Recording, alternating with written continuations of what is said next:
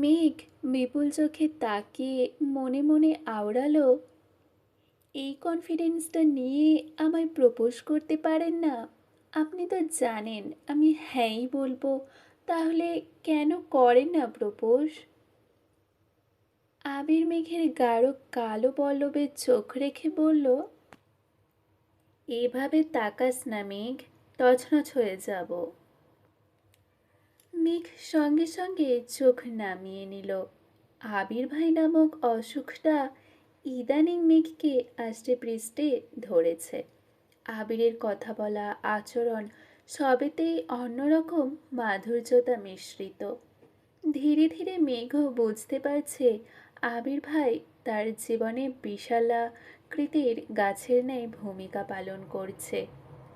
গাছের শিকড় আর ডালপালার মতোই মেঘকে সকল প্রকার অশুভ আঁচল থেকে আগলে রাখছে। আইরিনের জন্য গিফট কিনে যথাসময়ে বাসায় উপস্থিত হয়েছে। ততক্ষণে তানভীরও চলে আসছে। আড্ডা খাওয়া দাওয়া শেষে প্রায় অনেক রাত করে ফুপ্পির বাসা থেকে বেরিয়েছে। ততক্ষণে আকাশ ঘুটঘুটে অন্ধকার হয়ে গেছে। মাঝে মাঝে বিদ্যুৎ চমকাচ্ছে, সাথে মেঘের গর্জন। মেঘ উৎফুল্ল মেজাজে সামনে হাঁটছে।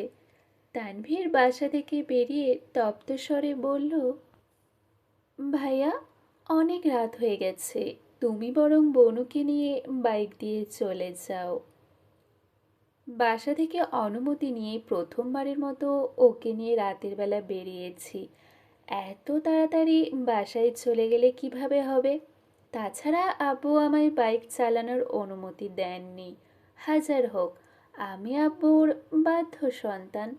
আব্বুর অনুমতি ব্যতীত বাইক চালাতে পারি না। দিনের অবস্থা ভালো না, কিছুক্ষণের মধ্যেই বৃষ্টি নামবে, তারপর ভিজে যেতে হবে। ভিজলাম, সমস্যা কি? জ্বর হলে না হয় দুজনেরই হলো। তানভীর রাগী স্বরে বলল, একবার জ্বরে ভুগে শিক্ষা হয়নি তোমাদের? আবার নাক কুচকে বলল, তখন কি একসাথে ভিজছিলাম নাকি? তাছাড়া মাঝে মাঝে বৃষ্টি বিলাস করা ভালো, এতে ভালোবাসা বাড়ে, বুঝেছিস? হ্যাঁ, তোমার প্রেম বিষয়ক আজগুবি লজিক খুব ভালোভাবেই বুঝতে পারছি। আবির এগিয়ে যেতে যেতে বলল, তুই কিন্তু একা বাসায় যাইস না।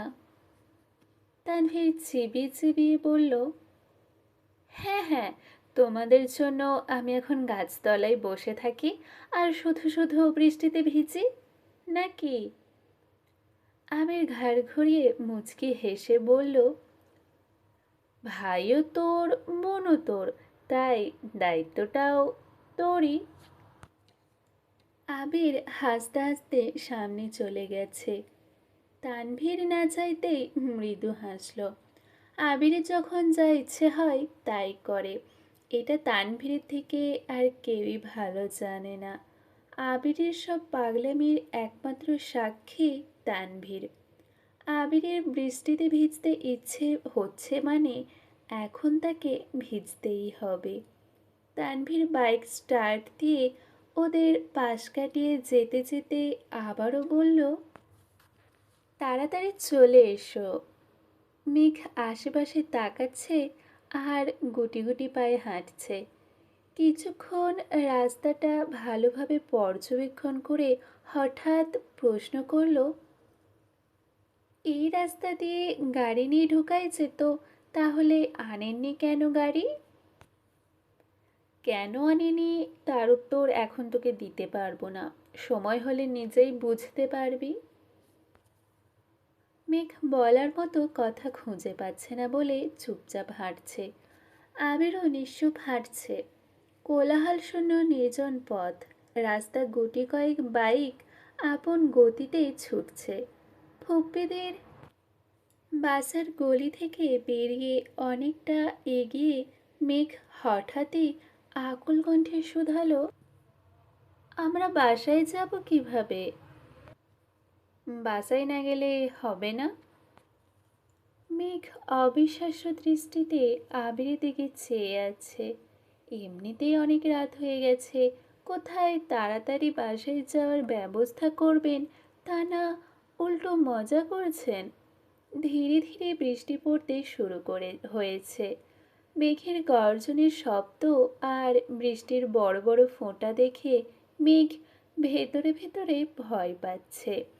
দিনের বেলা বৃষ্টি তার খুব বেশি পছন্দ হলেও রাতের বেলা বিদ্যুৎ চমকালেই মেঘের কলিজা শুকিয়ে যায়।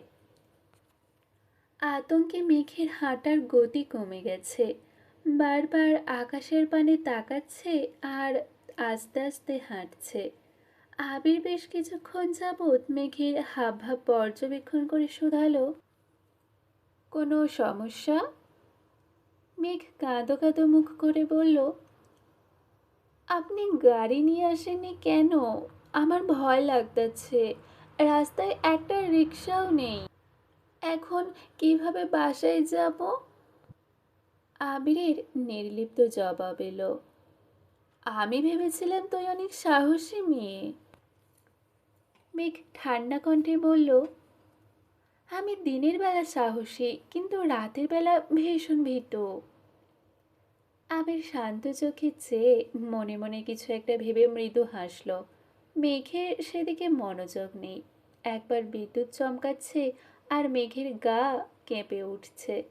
আবির উদাসীন কণ্ঠে শুধালো, আমি কাছে থাকা সত্ত্বেও তুই এত ভয় পাচ্ছিস? তাহলে আমি থেকে কি লাভ হলো?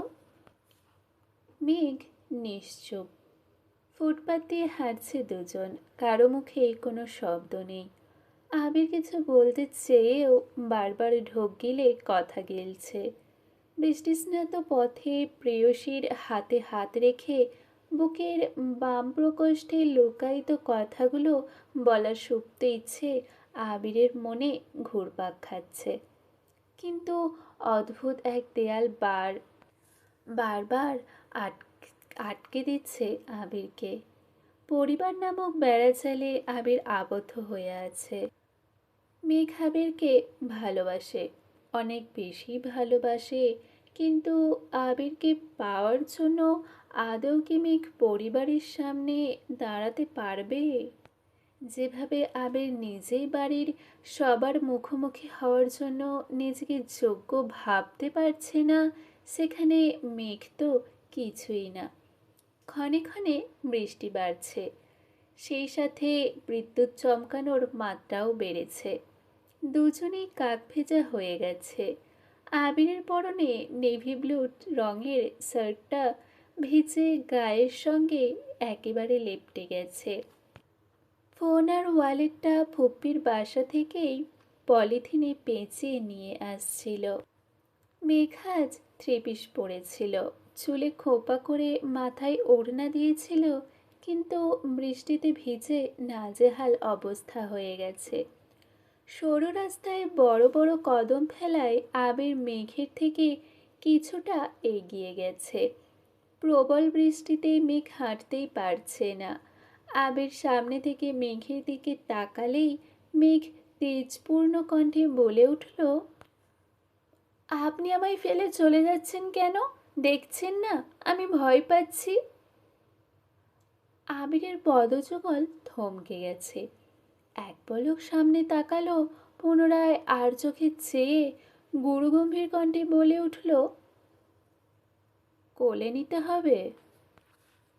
মেঘ শশব্যস্ত হয়ে আবিরের দিকে তাকালো। সহসা মনে পড়ে গেছে আবিরের সঙ্গে কোনো এক বিকেলে বৃষ্টিতে ভেজার ঘটনা। সেদিন হোঁচট খাওয়ার পরপর আবিরের কোলে তোলার ঘটনা মনে পড়তেই মেঘ থতমত খেয়ে বলল, না না, আপনি শুধু আমার কাছাকাছি থাকুন। আবির নিজের হাত বাড়ালো। মেঘ এক হাতে আবিরের হাত ধরার চেষ্টা করলো, কিন্তু মেঘের ছোট হাত আবিরের মোটা হাতকে ঠিকমতো ধরতে না পেরে সহসা দুহাতে আবিরের বাহু চেপে ধরেছে।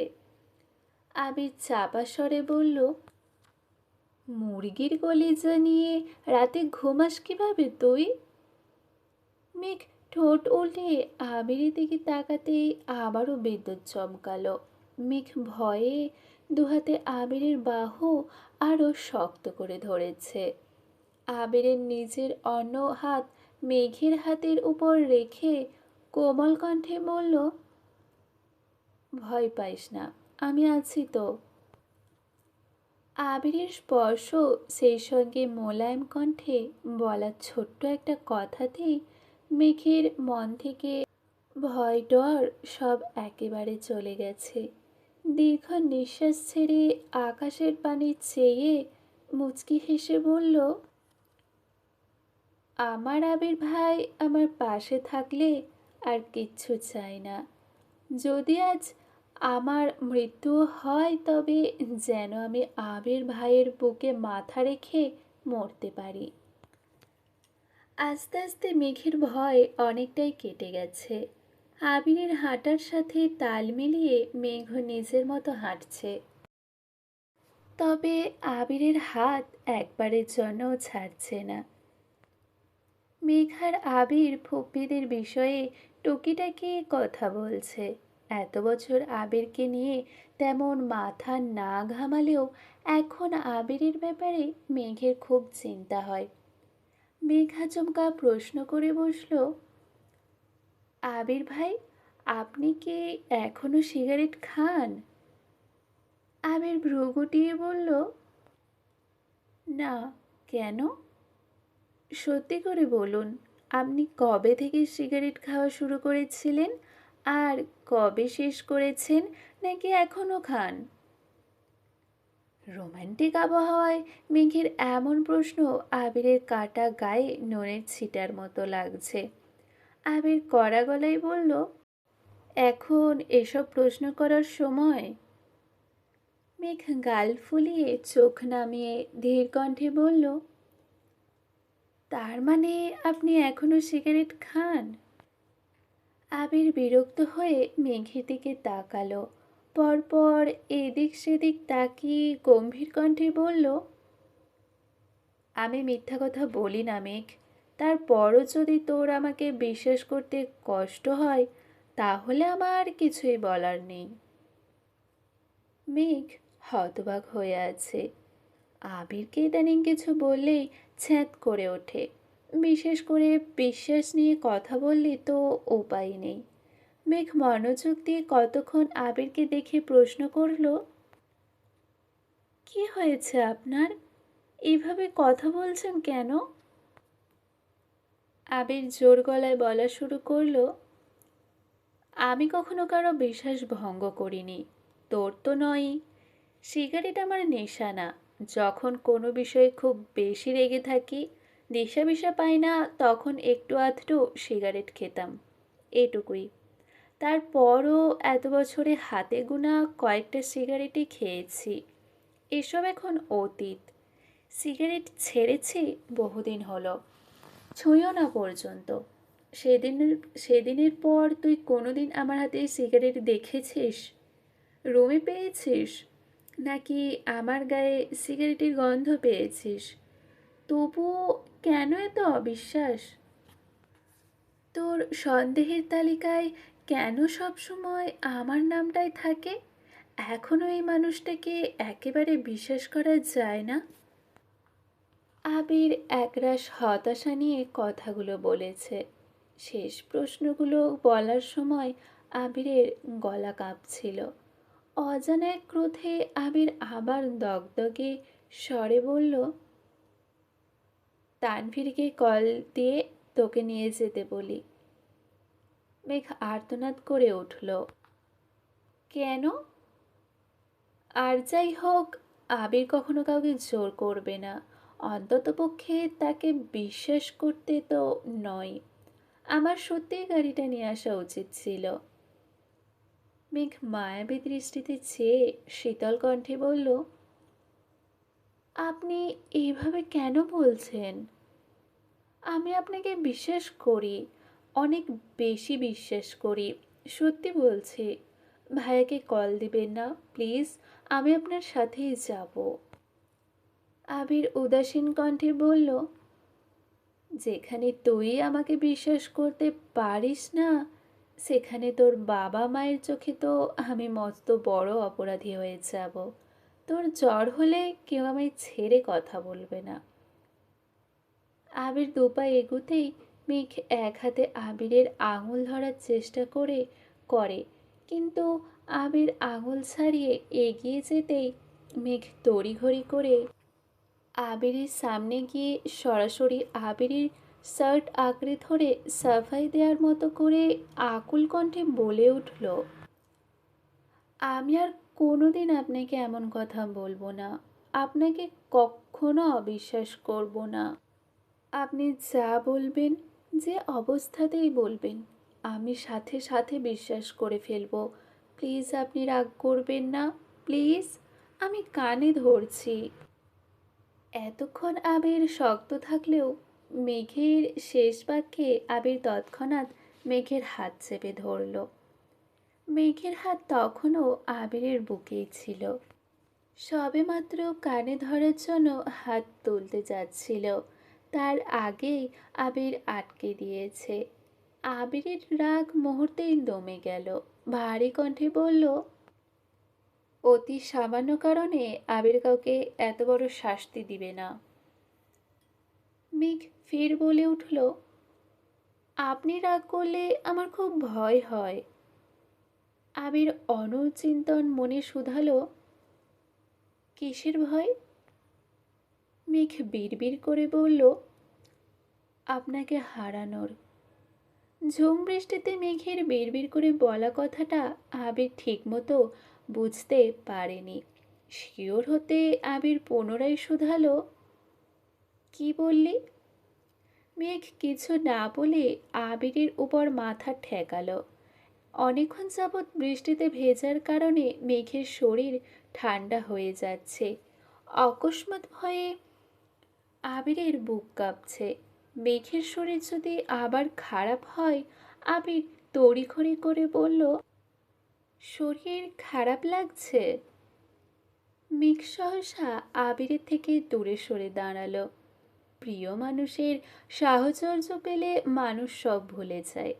মেঘের ক্ষেত্রেও তাই হয়েছে। ঘোরের মধ্যে কখন যে আবিরের বুকে মাথা রেখেছে সেটা খেয়ালই করেনি। আবির ডাকতেই মেঘের ঘোর কেটে গেছে। লজ্জায় মাথা নিচু করে সামনে এগিয়ে যাচ্ছে। আবির পিছু পিছু ডাকছে, কিন্তু মেঘ তাকাতেই পারছে না। আবির এগিয়ে গিয়ে মেঘের মাথার কিছুটা ওপরে দুহাত রাখল, যেন সরাসরি বৃষ্টির পানি মেঘের মাথায় না পড়ে। মেঘ চোখ তুলে তাকিয়ে দেখল একবার, পুনরায় লজ্জায় চোখ নামিয়ে নিল। আবির ভাই মানুষটা কেমন জানি। এই রাগ করেন, এই আবার ভালোবাসার চাদরে মুড়িয়ে নেন। ওনার মন বোঝার সাধ্যে পৃথিবীর কারণ নেই। কিছুটা এগুতেই মেঘ চা খাওয়ার জন্য বায়না ধরেছে, অথচ আবির খুঁজছে মেডিকেল শপ। নিজের ইচ্ছেকে প্রাধান্য দিতে গিয়ে অসময়ে মেঘকে নিয়ে বৃষ্টিতে ভিজে এখন নিজেই টেনশন করছে। মেঘের সেদিকে খেয়াল নেই। সে নিজের মতো ঘুরছে আর চায়ের দোকান খুঁজছে। জীবনে প্রথমবার গভীর রাতে বৃষ্টিতে ভিজছে। মেঘের মন এমনিতেই খুব উতলা হয়ে আছে, তার উপর সাথে আবির ভাই। বাসার সব চিন্তা ভুলে বৃষ্টি উপভোগ করছে আর আবিরের সঙ্গে খুনসুটিতে মেতে আছে। অবশেষে একটা চায়ের দোকানে মেঘকে বসিয়ে আবির পকেট থেকে ফোন আর ওয়ালেট বের করছে। উপরে টিনের চালে টুপটাপ বৃষ্টির ফোঁটা পড়ছে। মেঘ আপন মনে বর্ষা থেকে সেই চালের দিকে চেয়ে আছে। টিনের চালের মাতাল করা শব্দে মেঘের ভাবনারা ছন্নছাড়া হয়ে যাচ্ছে। মেঘ আবিরের দিকে তাকাতেই আবির বলে উঠল, বৃষ্টির শব্দটা ভালো লাগছে। হ্যাঁ, আগে বর্ষাকালে নানা বাড়ি গেলে এই শব্দটা শুনতাম। অনেক ভালো লাগতো। কত বছর পর আবার শুনছি। আবির প্রশ্ন করলো, লাল চা খাবি নাকি দুধ চা? লাল চা খাবো। ঠিক আছে ম্যাম।